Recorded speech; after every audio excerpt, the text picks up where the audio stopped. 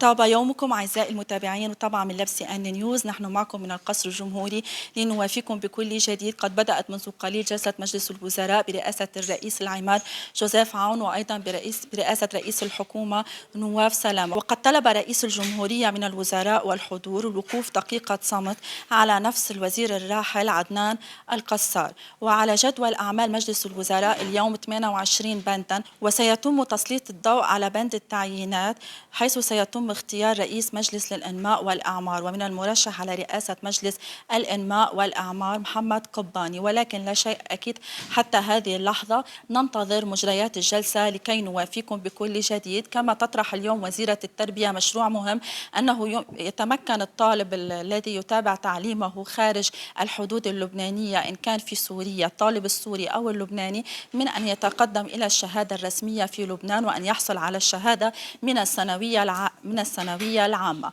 إذن هذه هي أجواء جلسة مجلس الوزراء. ابقوا معنا لنوافيكم بكل جديد. رودا بدر، لبسي آن نيوز.